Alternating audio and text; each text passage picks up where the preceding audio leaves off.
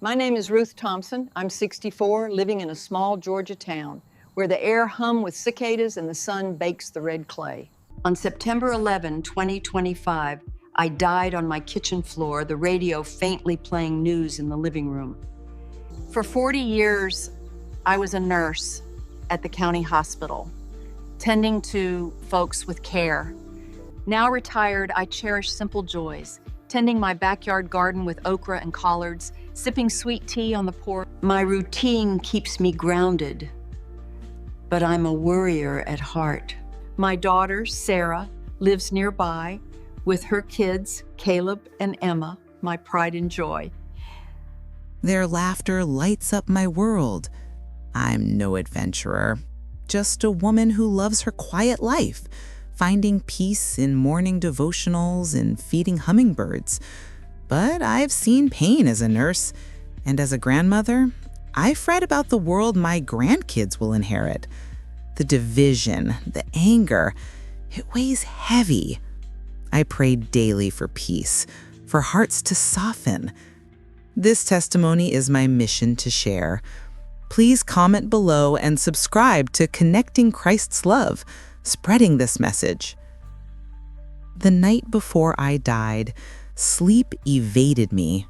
The radio buzzed with news of a young politician's assassination, James Carter, a name that stirred hearts.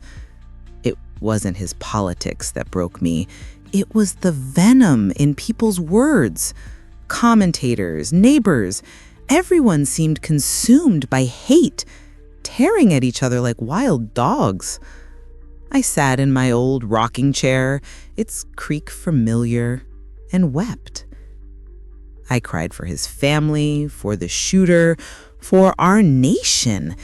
It felt like we were unraveling. I prayed for hours, asking God to mend our brokenness before drifting off around 2 a.m. The next morning, heaviness clung to me. The house was still, but dread lingered like morning fog over a Georgia swamp. I shuffled to the kitchen for coffee, the scent of roasted beans filling the air. I reached for a mug Caleb had painted, bright yellow with messy stars. Then it hit, a searing pain in my chest, like a lightning bolt. My breath vanished. I couldn't speak. The mug slipped, shattering on the tile. I clutched my chest, the world spinning. As I fell, the ceiling fan blurred into a distant glow, and my heart gave one final thud. I wasn't on the floor anymore. I floated near the ceiling, gazing at my body sprawled in my faded robe, surrounded by mug shards. No pain, no fear, just calm. I saw my gray braids splayed out, my face etched with worry lines. My first thought? Sarah's gonna hate this mess. A mother's instinct, I suppose. The radio droned on, muffled, still arguing about the assassination. That river of rage flowed even as I hovered. Then, a gentle pull, like a tide, drew me away. The kitchen faded, and I moved towards something new. I entered a tunnel of soft, swirling light, like a Georgia sunrise over the marsh. The world's noise, anger, blame dissolved into holy silence. For the first time, I felt unburdened.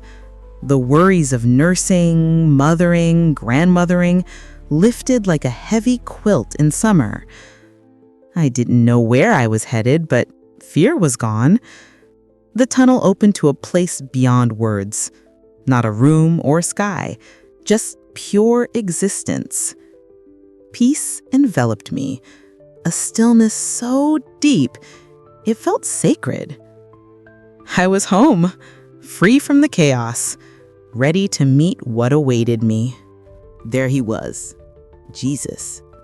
Not like any church picture, no glowing halo or stained glass. His form was light, not blinding, but warm, like truth itself. I felt his presence, not with my eyes, but my soul. It wasn't joy that hit me first. It was his sorrow, heavy as a Georgia summer rain. It poured from him, a father's grief for his warring children. My own tears from the night before paled in comparison. This was divine heartbreak, pure and vast, for a world tearing itself apart. The air held its breath heavy with his pain. He didn't speak aloud. His thoughts flowed into me, clearer than any voice, gentle as a breeze. "Ruth, you see," he said. I stood in his presence, overwhelmed by peace, yet pierced by his sorrow. Tears welled, not from sadness or joy, but understanding. I shared his grief for humanity's division, the world's anger, the hate I'd seen on the radio. It was breaking his heart. I couldn't speak, only feel. His love and pain intertwined, wrapping my soul. I knew I was seeing something sacred, something I was meant to carry back. Then the light shifted. We stood as if on a balcony, looking not at places, but at hearts. First, a family dinner table, like ones I'd known in Georgia.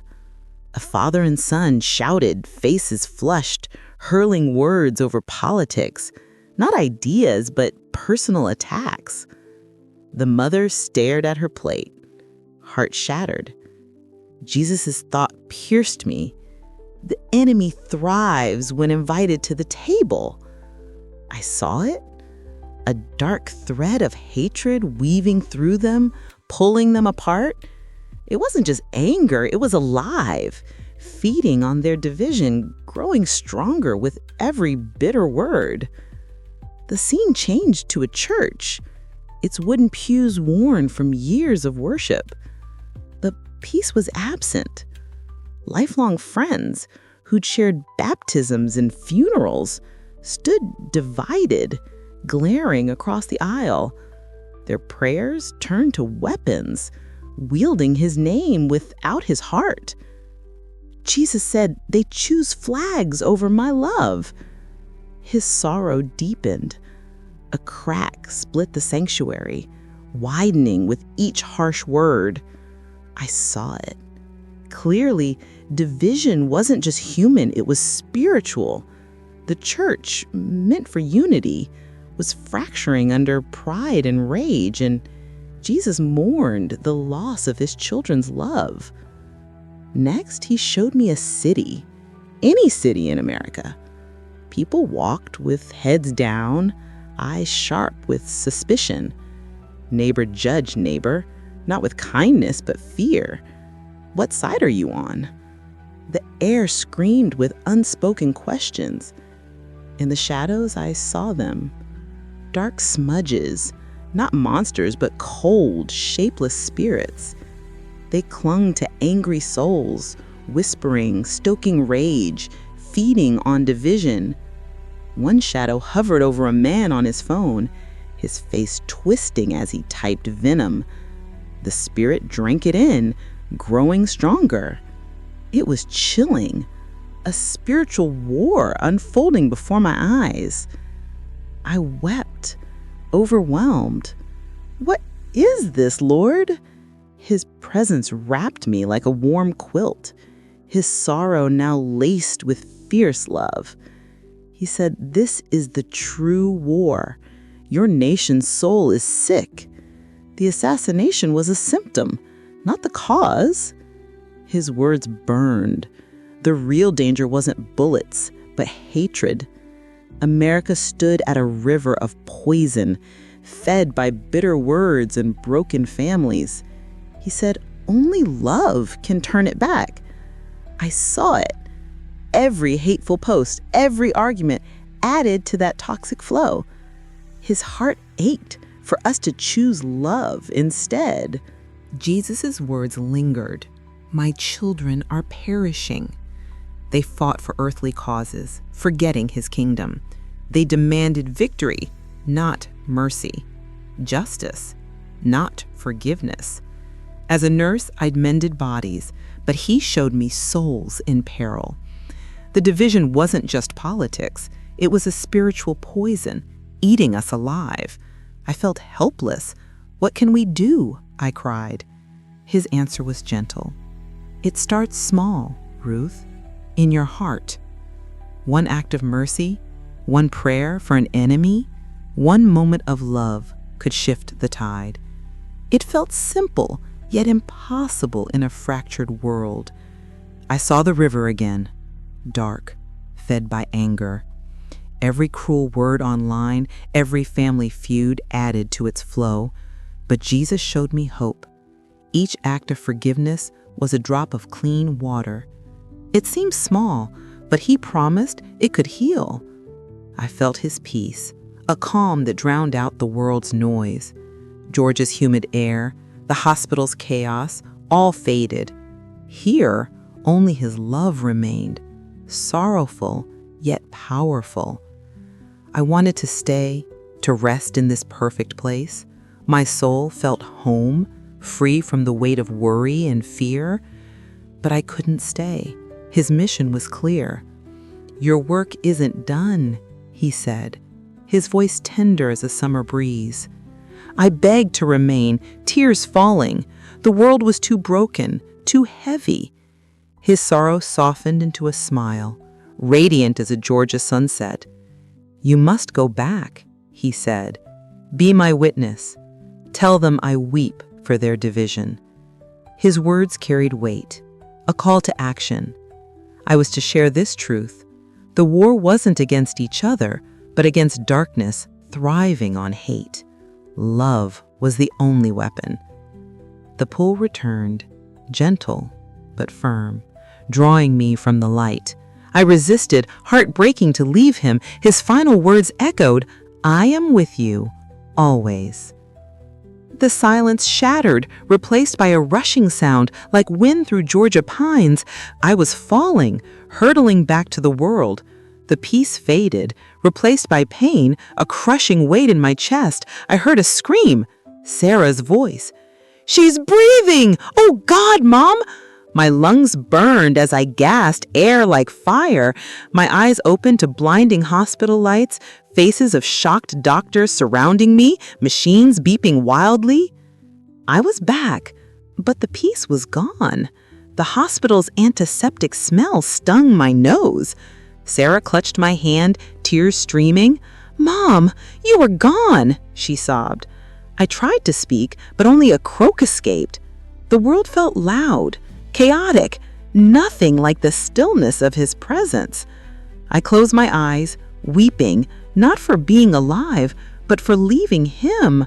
The memory of his sorrow, his love, burned in me.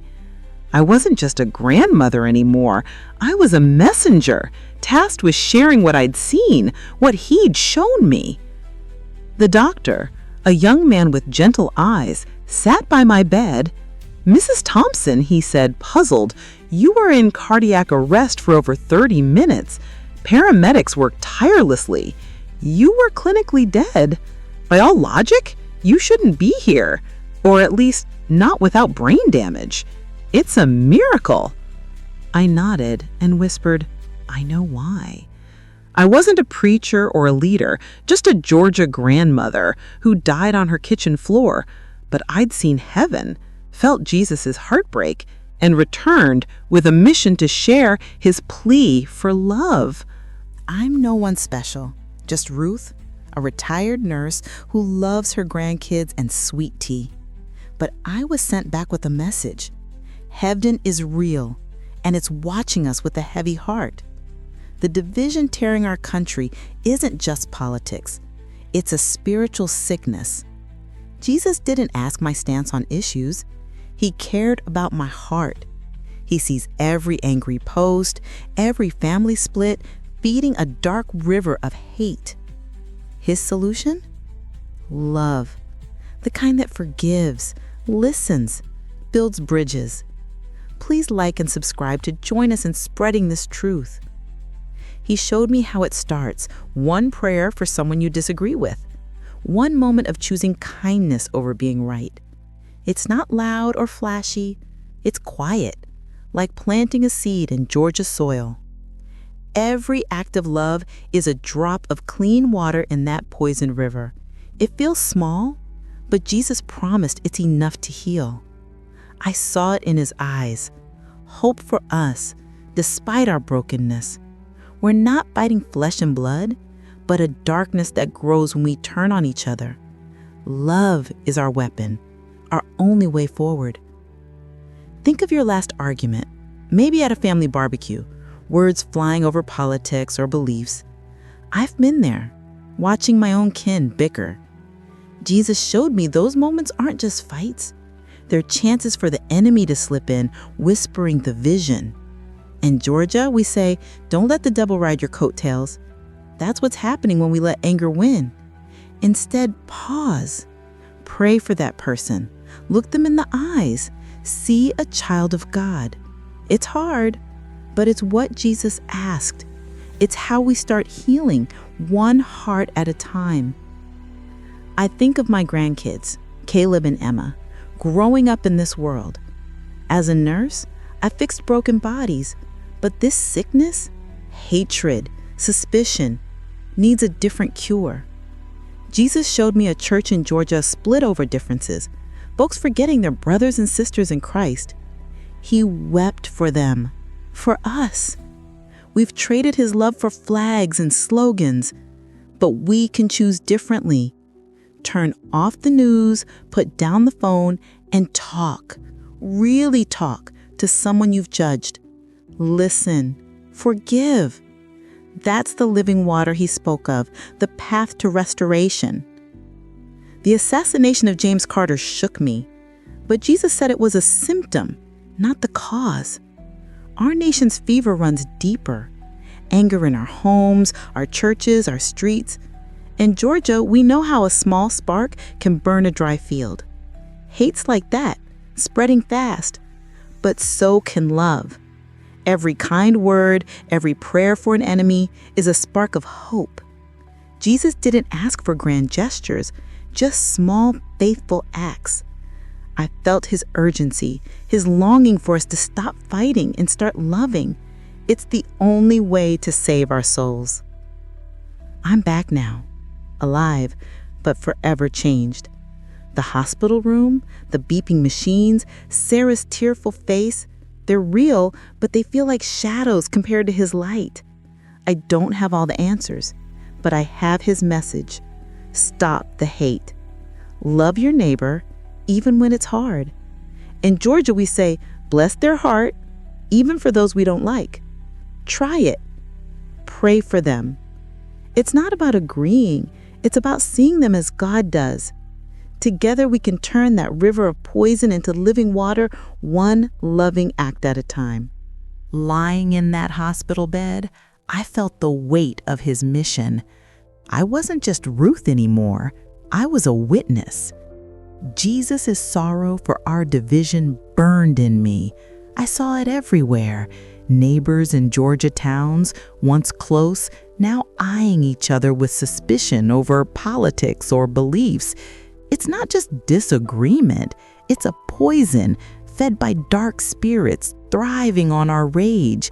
I'd seen them lurking, growing stronger with every harsh word, but I'd also seen hope, his love, powerful enough to heal. My job was to tell you, choose love, not hate, every single day.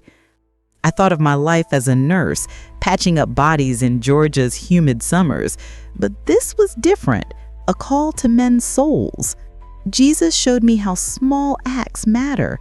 A smile to a stranger, a prayer for someone who's hurt you. In Georgia, we say, kill 'em with kindness. That's what he meant. Each act of mercy weakens the darkness. It's not about fixing the whole world. It's about starting where you are. Your kitchen table, your church pew, your heart. That's where the river of living water begins, with one choice to love. Sarah sat by me, still shaken. "Mom, you were gone," she said. I squeezed her hand, thinking of Jesus' words. I told her about the light, his sorrow, his plea. She listened, eyes wide, as I shared how he wept for our broken nation. It wasn't just Georgia, it was everywhere. Families split, churches divided, strangers hating strangers. But he gave me hope, too. Every time we choose forgiveness over anger, we push back the darkness. I felt alive with purpose, ready to share his message, no matter how small my voice. I started small, like he said. I called my cousin, who I hadn't spoken to since we argued over politics at a family reunion. We talked, not about who was right, but about our kids, our faith. It wasn't perfect, but it was a start. In Georgia, we know a single raindrop doesn't end a drought, but enough drops can. That's what Jesus showed me. Every prayer, every kind word is a drop. I began praying for folks I judged, asking God to soften my heart. It changed me, and I saw it change others too. The world feels heavy, like Georgia's air before a storm. But I've seen the other side, his light, his love. It's real and it's worth fighting for. Jesus didn't send me back to preach from a pulpit. He sent me to live his love in my everyday life. At the grocery store, the church picnic, the family dinner. I'm just a grandmother, but I've got a mission. You do too. Look around, see the anger, the division, then choose differently. Pray for your enemy. Listen to your neighbor. Drop that clean water into the river of hate. Sometimes I close my eyes and feel him again, his sorrow, his hope. It's like a warm Georgia breeze reminding me he's with me. I don't fear death anymore. I've seen what's waiting. But I'm here now, and so are you. We've got work to do. Jesus said the war is spiritual, not political. The enemy feeds on our division, but we can starve it with love. Start today. Reach out to someone you've written off. Say a prayer. Share a kind word. It's small, but it's mighty. It's what he asked of us. Back home, I sat on my porch, sweet tea in hand, watching fireflies dance. George's nights are alive, but my heart still carried his light. I'd changed. The news still played, angry voices droning, but I didn't let it pull me in. Jesus showed me the real fight against darkness, not each other. I started noticing division everywhere, at church, in line at the diner, even in my own thoughts. But I also saw chances to love. A kind word to a cashier, a prayer for a rude driver. Each act felt like planting a seed for him. I shared my story with my church group. They leaned in, some teary, as I described his sorrow. One woman, Miss Clara, admitted she'd stopped talking to her sister over a political post. I told her what Jesus said, love starts small. She called her sister that night. They cried, laughed, healed. In Georgia, we say, mend the fence before the cow gets out. That's what we're doing, mending hearts before they break further. Jesus' message isn't complicated. Love your neighbor, even when they vote differently. It's the only way to heal our land. Caleb and Emma love hearing about Nana's heaven trip. I tell them Jesus wants us to be kind even when it's hard. They're young, but they get it. Last week, Caleb shared his candy with a kid he didn't like. For Jesus, he said. My heart swelled. If a child can do it, so can we. The world's noise, politics, arguments tries to drown out his voice, but we can choose to listen. Turn off the screen. Look at your family. Pray for someone who's hurt you. That's how we push back the darkness. I think about that river of poison Jesus showed me. It's real, fed by every harsh word, every grudge, but I've seen the cure, His living water. In Georgia, we know a stream starts small but can carve a valley. That's what love does. It starts with one prayer, one smile, one choice to forgive. I've started writing letters to folks I've judged, asking forgiveness, praying for them. It's humbling, but it's right. Jesus didn't send me back to argue. He sent me to love. And that's what I'm doing, one day at a time. Sometimes I feel Him in quiet moments, praying over dishes, watching the sunset. His presence is like Georgia's warm earth under my feet, grounding me. I'm not afraid anymore, not of death, not of the world's chaos. I've seen His heart, and it's enough. But I'm here, and so are you, with a job to do. Don't let anger win. Choose love, even when it's messy. Pray for the person who cut you off in traffic. Forgive the friend who voted differently. These small acts are how we heal, how we honor Him. I'm just a grandmother, not a scholar or a saint, but I've seen heaven and I've felt His tears. Our nation's sick, but it's not hopeless. Jesus showed me the way. Love, plain and simple. In Georgia, we say you catch more flies with honey than vinegar. That's His truth. Stop feeding the river of hate. Start pouring in love through prayers, kindness, listening. It's not about being right. It's about being His. Let's do this together, one heart at a time, until His living water flows through us all. I'm back in my Georgia kitchen, washing dishes, praying like always. But now, every prayer carries His mission. I see division everywhere, on the news, in church, at the local market. It's a spiritual war, not a political one. Jesus showed me the darkness feeding on our anger, but He also showed me hope. Every kind act, every prayer for an enemy is a victory. I'm no preacher, just Ruth, a grandmother with the story. I'm asking you to join me. Subscribe and share this with someone you love so we can spread His message together. Start where you are. Next time you're mad, maybe at a rude neighbor or a family member who sees things differently, pause. Pray for them. In Georgia, we say, bless their heart and mean it. That's what Jesus wants. Look at the person you disagree with and see a child of God. It's hard, but it's holy. I've done it. Prayed for folks I didn't like, and it changed me. It's like planting collards in spring. Small seeds grow big. Your prayer, your kindness can shift the tide. Let's heal this nation one heart at a time. Think of your last argument. Maybe it was at a cookout, voices rising over politics. I've been there, watching my own family split. Jesus showed me those moments feed the enemy's fire. But we can choose differently. Turn off the news. Sit with your kin. Listen, really listen. In Georgia, we know a good talk over sweet tea can fix a lot. Pray for the person you're mad at. Forgive them. It's not about agreeing, it's about loving like He does.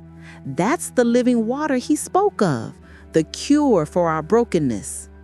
I keep seeing His face, His sorrow, His love. It's like a Georgia sunrise, warm and full of promise. I don't fear death anymore. I've seen what's waiting, but I'm here, and so are you, with work to do. Jesus said the war is against darkness, not each other. Every harsh word, every grudge feeds that poison river. But every act of love, every prayer, every kind gesture is a drop of clean water. It's simple, but powerful. Start today. Reach out to someone you've judged. Say a prayer. Make a difference for Him. I'm just a grandmother who died and came back. I don't have fancy words, but I have his truth. Heaven's real, and Jesus is weeping for us. Our anger, our division, it's breaking his heart. He didn't ask who I voted for. He asked for my love. So I'm asking you, stop the hate. Love your neighbor, even when it's tough. In Georgia, we say, love's thicker than blood. Let's live that. Share this story with someone you care about. Subscribe to keep this message alive. Together we can pour his living water into this world. This is my testimony, my promise to him. I've seen the other side, felt his heartbreak, and returned to tell you love is the answer. Not politics, not arguments. Love, the kind that forgives, listens, heals. Jesus is watching, longing for us to choose his way.